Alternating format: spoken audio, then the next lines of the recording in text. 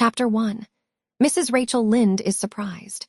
Mrs. Rachel Lynde lived just where the Avonlea Main road dipped down into a little hollow, fringed with alders and ladies' eardrops, and traversed by a brook that had its source away back in the woods of the old Cuthbert place. It was reputed to be an intricate, headlong brook in its earlier course through those woods, with dark secrets of pool and cascade. But by the time it reached Lynde's Hollow, it was a quiet, well-conducted little stream, for not even a brook could run past Mrs. Rachel Lynde's door without due regard for decency and decorum. It probably was conscious that Mrs. Rachel was sitting at her window, keeping a sharp eye on everything that passed, from brooks and children up, and that if she noticed anything odd or out of place, she would never rest until she had ferreted out the whys and wherefores thereof. There are plenty of people, in Avonlea and out of it, who can attend closely to their neighbor's business by dint of neglecting their own. But Mrs. Rachel Lynde was one of those capable creatures who can manage their own concerns and those of other folks into the bargain. She was a notable housewife. Her work was always done and well done. She ran the sewing circle, helped run the Sunday school, and was the strongest prop of the Church Aid Society and Foreign Missions Auxiliary. Yet with all this Mrs. Rachel found abundant time to sit for hours at her kitchen window, knitting cotton warp quilts. She had knitted 16 of them, as Avonlea housekeepers were wont to tell in odd voices, and keeping a sharp eye on the main road that crossed the hollow and wound up the steep red hill beyond. Since Avonlea occupied a little triangular peninsula jutting out into the Gulf of St. Lawrence, with water on two sides of it, anybody who went out of it or into it had to pass over that hill road, and so run the unseen gauntlet of Mrs. Rachel's all-seeing eye. She was sitting there one afternoon in early June. The sun was coming in at the window warm and bright. The orchard on the slope below the house was in a bridal flush of pinky-white bloom, hummed over by a myriad of bees. Thomas Lynde, a meek little man whom Avonlea people called Rachel Lynde's, sowing his late turnip seed on the hill field beyond the barn, and Matthew Cuthbert ought to have been sowing his on the big red brook field away over by Green Gables. Mrs. Rachel knew that he ought because she had heard him tell Peter Morrison the evening before in William J. Blair's store over at Carmody that he meant to sow his turnip seed the next afternoon. Peter had asked him, of course, for Matthew Cuthbert had never been known to volunteer information about anything in his whole life. And yet here was Matthew Cuthbert, at 3:30 on the afternoon of a busy day, placidly driving over the hollow and up the hill. Moreover, he wore a white collar and his best suit of clothes, which was plain proof that he was going out of Avonlea. And he had the buggy and the sorrel mare, which betokened that he was going a considerable distance. Now, where was Matthew Cuthbert going, and why was he going there?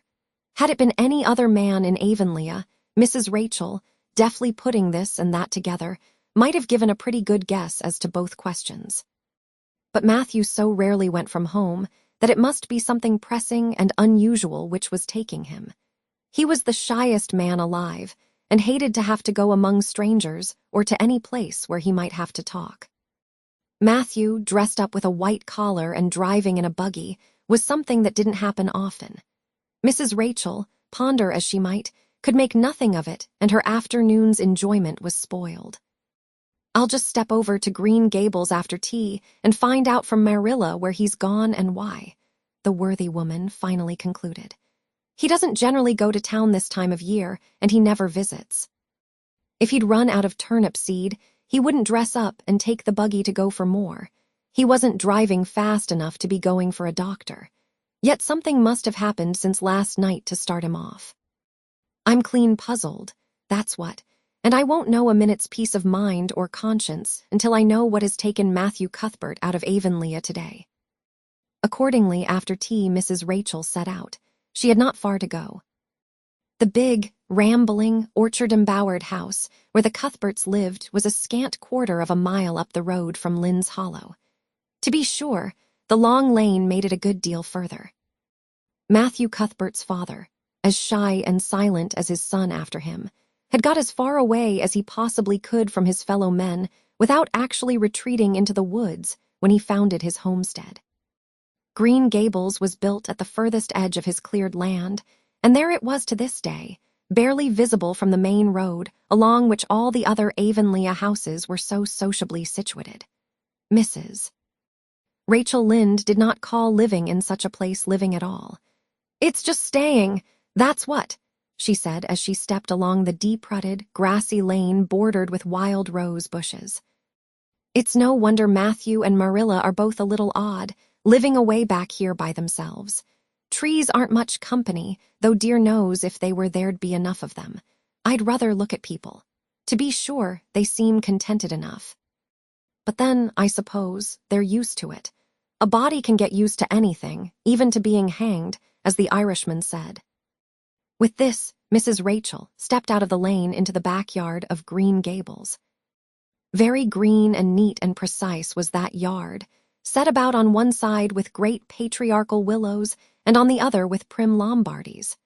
Not a stray stick nor stone was to be seen, for Mrs. Rachel would have seen it if there had been. Privately, she was of the opinion that Marilla Cuthbert swept that yard over as often as she swept her house. One could have eaten a meal off the ground without over-brimming the proverbial peck of dirt. Mrs. Rachel rapped smartly at the kitchen door and stepped in when bidden to do so. The kitchen at Green Gables was a cheerful apartment, or would have been cheerful if it had not been so painfully clean as to give it something of the appearance of an unused parlor. Its windows looked east and west. Through the west one, looking out on the backyard, came a flood of mellow June sunlight. But the east one, whence you got a glimpse of the bloom-white cherry trees in the left orchard and nodding, slender birches down in the hollow by the brook, was greened over by a tangle of vines. Here sat Marilla Cuthbert, when she sat at all, always slightly distrustful of sunshine, which seemed to her too dancing and irresponsible a thing for a world which was meant to be taken seriously.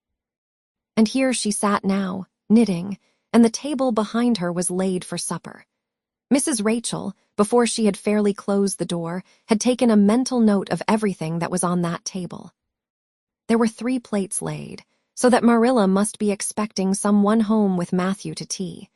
But the dishes were everyday dishes, and there was only crabapple preserves and one kind of cake, so that the expected company could not be any particular company. Yet what of Matthew's white collar and the sorrel mare? Mrs. Rachel was getting fairly dizzy with this unusual mystery about quiet, unmysterious Green Gables. "Good evening, Rachel," Marilla said briskly. "This is a real fine evening, isn't it? Won't you sit down? How are all your folks?" Something that, for lack of any other name, might be called friendship existed, and always had existed between Marilla Cuthbert and Mrs. Rachel, in spite of, or perhaps because of, their dissimilarity. Marilla was a tall, thin woman, with angles and without curves. Her dark hair showed some gray streaks and was always twisted up in a hard little knot behind with 2 wire hairpins stuck aggressively through it. She looked like a woman of narrow experience and rigid conscience, which she was, but there was a saving something about her mouth which, if it had been ever so slightly developed, might have been considered indicative of a sense of humor. "We're all pretty well," said Mrs. Rachel. "I was kind of afraid you weren't, though, when I saw Matthew starting off today. I thought maybe he was going to the doctor." Marilla's lips twitched understandingly. She had expected Mrs. Rachel up. She had known that the sight of Matthew jaunting off so unaccountably would be too much for her neighbor's curiosity. "Oh, no, I'm quite well, although I had a bad headache yesterday," she said. "Matthew went to Bright River. We're getting a little boy from an orphan asylum in Nova Scotia, and he's coming on the train tonight." If Marilla had said that Matthew had gone to Bright River to meet a kangaroo from Australia, Mrs. Rachel could not have been more astonished. She was actually stricken dumb for 5 seconds. It was unsupposable that Marilla was making fun of her, but Mrs. Rachel was almost forced to suppose it. "Are you in earnest, Marilla?" she demanded when voice returned to her. "Yes, of course," said Marilla, as if getting boys from orphan asylums in Nova Scotia were part of the usual spring work on any well-regulated Avonlea farm, instead of being an unheard of innovation. Mrs. Rachel felt that she had received a severe mental jolt. She thought in exclamation points. A boy, Marilla and Matthew Cuthbert of all people adopting a boy, from an orphan asylum. Well, the world was certainly turning upside down. She would be surprised at nothing after this. Nothing. What on earth put such a notion into your head? She demanded disapprovingly. This had been done without her advice being asked and must perforce be disapproved. Well, we've been thinking about it for some time, all winter in fact, returned Marilla. Mrs. Alexander Spencer was up here one day before Christmas, and she said she was going to get a little girl from the asylum over in Hopeton in the spring. Her cousin lives there, and Mrs. Spencer has visited her and knows all about it. So Matthew and I have talked it over off and on ever since. We thought we'd get a boy. Matthew is getting up in years, you know. He's 60, and he isn't so spry as he once was. His heart troubles him a good deal, and you know how desperate hard it's got to be to get hired help. There's never anybody to be had but those stupid, half-grown little French boys.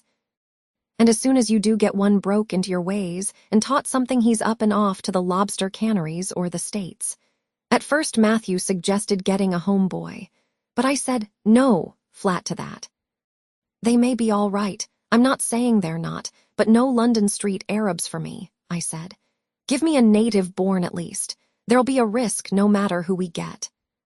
But I'll feel easier in my mind and sleep sounder at nights if we get a born Canadian. So in the end, we decided to ask Mrs. Spencer to pick us out one when she went over to get her little girl.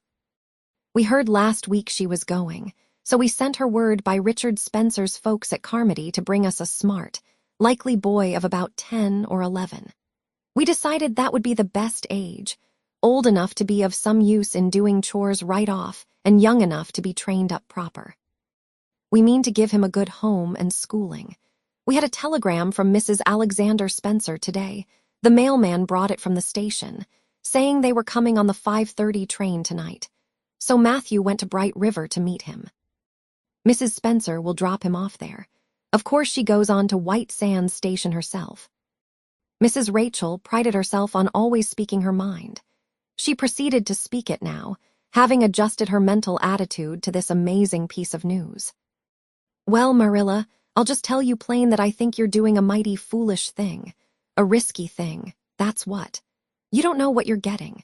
You're bringing a strange child into your house and home, and you don't know a single thing about him, nor what his disposition is like, nor what sort of parents he had, nor how he's likely to turn out. Why, it was only last week I read in the paper how a man and his wife up west of the island took a boy out of an orphan asylum, and he set fire to the house at night. Set it on purpose, Marilla, and nearly burnt them to a crisp in their beds.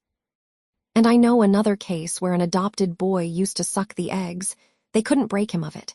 If you had asked my advice in the matter, which you didn't do, Marilla, I'd have said for mercy's sake not to think of such a thing, that's what. This job's comforting seemed neither to offend nor to alarm Marilla. She knitted steadily on. I don't deny there's something in what you say, Rachel. I've had some qualms myself, but Matthew was terrible set on it. I could see that, so I gave in. It's so seldom Matthew sets his mind on anything that, when he does, I always feel it's my duty to give in. And as for the risk, there's risks in pretty near everything a body does in this world. There's risks in people's having children of their own. If it comes to that, they don't always turn out well. And then Nova Scotia is right close to the island. It isn't as if we were getting him from England or the States. He can't be much different from ourselves. Well, I hope it will turn out all right, said Mrs. Rachel in a tone that plainly indicated her painful doubts. Only don't say I didn't warn you if he burns Green Gables down or puts strychnine in the well. I heard of a case over in New Brunswick where an orphan asylum child did that, and the whole family died in fearful agonies. Only it was a girl in that instance. Well, we're not getting a girl, said Marilla, as if poisoning wells were a purely feminine accomplishment and not to be dreaded in the case of a boy. I'd never dream of taking a girl to bring up. I wonder at Mrs. Alexander Spencer for doing it. But there, she wouldn't shrink from adopting a whole orphan asylum if she took it into her head. Mrs. Rachel would have liked to stay until Matthew came home with his imported orphan. But reflecting that it would be a good 2 hours at least before his arrival, she concluded to go up the road to Robert Bell's and tell the news. It would certainly make a sensation second to none, and Mrs.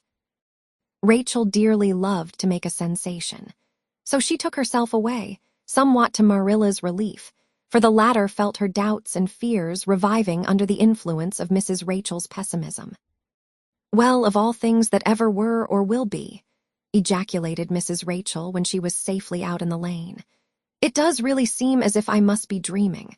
Well, I'm sorry for that poor young one and no mistake. Matthew and Marilla don't know anything about children, and they'll expect him to be wiser and steadier than his own grandfather, if so be's he ever had a grandfather, which is doubtful. It seems uncanny to think of a child at Green Gables somehow.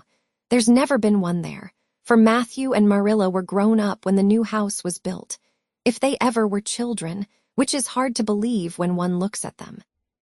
I wouldn't be in that orphan's shoes for anything. But I pity him, that's what." So said Mrs. Rachel to the wild rose bushes out of the fullness of her heart. But if she could have seen the child who was waiting patiently at the Bright River station at that very moment, her pity would have been still deeper and more profound.